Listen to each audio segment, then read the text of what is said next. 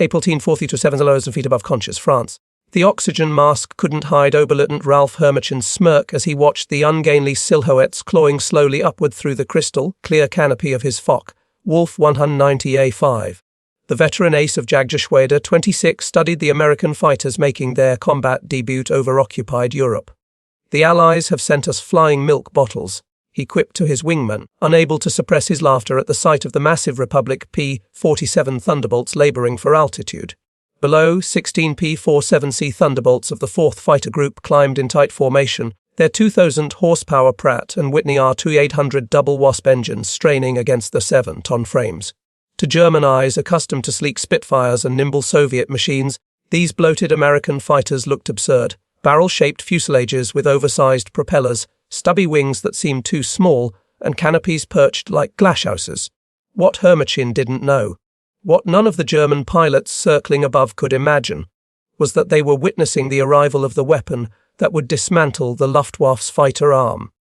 Within 18 months, these milk bottles would turn from objects of ridicule into instruments of terror. The growl of their 8.50 caliber Browning machine guns would become the most dreaded sound in German skies. The math of destruction was already written into those broad wings: 300-400 rounds of ammunition, with a combined rate of fire of 6-700 rounds per minute, enough to cut a Messerschmitt in half in less than 2 seconds. That April morning, the transformation began. Major Donald Blakesley, commanding the 335th Fighter Squadron, spotted the German formation shifting into attack position. A veteran of the RAF's Eagle squadrons, he knew what his men didn't yet grasp: by survival in the P-47 meant abandoning everything they thought they knew about dogfighting.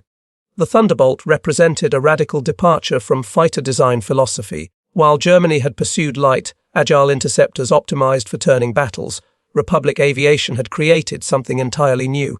A high-altitude juggernaut that used brute force, power, and firepower to change the rules of aerial combat.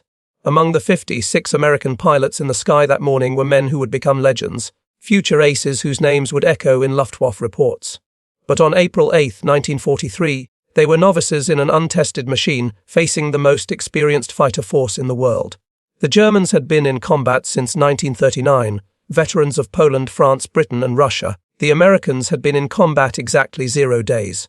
This is the story of how industrial logic defeated tactical brilliance, how American quantity merged with surprising quality, and how German laughter turned to terror when they discovered what synchronized Brownings could do at 400 yards.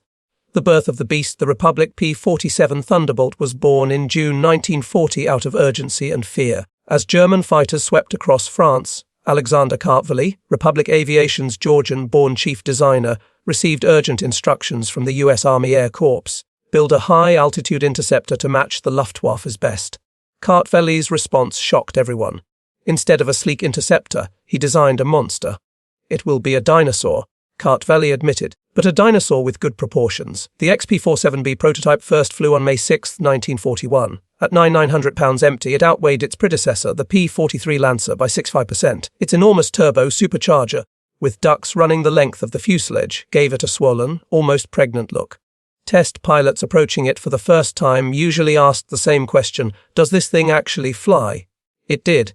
And at altitude, it flew like nothing else. The Pratt & Whitney R2800 double Wasp, an 18th-cylinder radial producing 2,000 horsepower, could maintain full power at 27,000 feet.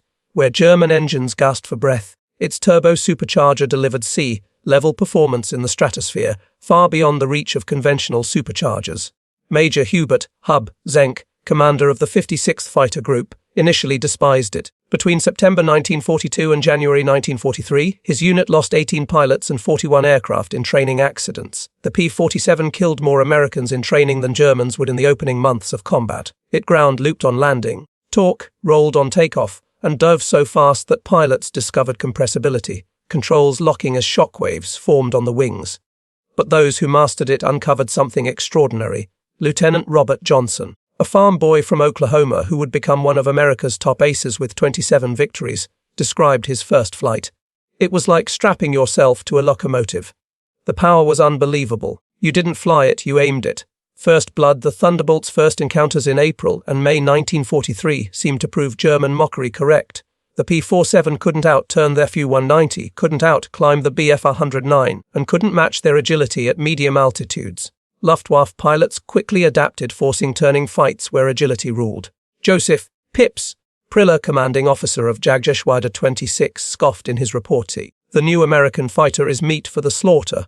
It flies like a truck, turns like a freight train, and climbs like a pregnant cow. His men nicknamed them flying targets. In their first month, American groups lost 14 Thunderbolts for just 3 confirmed kills. RAF pilots, watching from Spitfires, quietly suggested the Americans reconsider their choice. Some joked the best evasive maneuver in a P-47 was to get out and run around inside its roomy cockpit. But beneath these early losses, something was happening the Germans missed. Thunderbolts that went down had taken astonishing punishment first. One returned from a May 4th mission with 21 cannon strikes and more than 100 machine gun hits. Damage that would have shredded a Spitfire or Messerschmitt. The big radial engine, with no fragile coolant system, shrugged off hits that would have crippled liquid-cooled fighters. And when a P-47 did hit its target, the effect was devastating. Unlike cannons with limited ammo or earlier rifle-caliber weapons, the Thunderbolt could fire for more than 30 seconds, an eternity in aerial combat. The legend of Robert Johnson perceptions began to change on June 26, 1943, over Lisieux, France. Second Lieutenant Robert S. Johnson of the 61st Fighter Squadron was flying at the rear of a formation of 48 Thunderbolts returning from escort duty when 16 Fu-190s of Jagdgeschwader 26 pounced, led by Wilhelm Ferdinand Watts Galland, younger brother of Adolf Galland. Caught in the crossfire, Johnson's Thunderbolt was savaged in the first seconds. 20mm shells tore through his aircraft. The canopy shattered, hydraulic fluid sprayed across the cockpit, and the engine cowling ripped away. Johnson, wounded in the face and leg, tried to bail out, only to find his canopy jammed shut by a shell hit. Trapped at 27,000 feet in a dying aircraft, he had no choice but to fight for control. Incredibly, the Thunderbolt refused to die. With oil covering the windscreen, controls barely working, and the engine shaking itself apart, Johnson managed to steady the plane and limp toward the channel. Then a lone Fu-190 appeared behind him. The German pilot opened fire with cannons and machine guns, pouring round after round into the crippled P-47. Johnson, unable to evade, hunched behind his armor plate. The Thunderbolt absorbed the German's entire cannon load, then his machine gun ammunition, yet still flew. Finally, the German pulled alongside, staring in disbelief at the wreck still in the air. Johnson saw his young, blonde face, his expression shifting from confidence to confusion to fear. Out of ammunition, the German gave a salute and turned away. Johnson's P-47 landed at Manston, barely holding together. His crew counted over 200 bullet holes, dozens of cannon strikes, severed cables, and shattered longerons. Yet the aircraft had brought him home. The story stunned both air forces. American engineers realized they had underestimated their own creation. German intelligence at first refused to believe it until multiple pilots confirmed the impossible. The Thunderbolt could survive punishment, no other fighter could. A new way to fight. By July 1943, American pilots were learning the P-47's real strengths. Colonel Zenk laid down the rule: don't turn with them, don't climb with them at low altitude, use your weight, use your power, use your guns. The Thunderbolt's mass became a weapon. In a dive, nothing could catch it. From 30,000 feet, a P-47 could reach 550 mph, faster than any German fighter. That speed could be converted into a zoom climb, leaving pursuers helpless. Captain Walker, Bud Marin, refined the tactic: dive from high altitude, fire a devastating burst, then climb away before the enemy could react. Pilots called it the Thunderbolt turkey shoot. Survivors described facing a wall of lead, a killing zone from which few escape. The revelation came during the August 17, 1943 raids on Schweinfurt and Regensburg, the deepest strikes into Germany yet attempted. Major David Schilling led the 62nd Fighter Squadron against a formation of heavily armed Messerschmitt Bf-110s, specialized bomber killers. Diving from 28,000 feet, the Thunderbolts tore into the twin-engine destroyers. Hinrich Roth, a surviving Bf-110 gunner, later recalled, "The Americans came down like hammers from heaven. I fired, I saw hits strike their wings, but the fighter did not even wobble." The age of the P-47 Thunderbolt had arrived.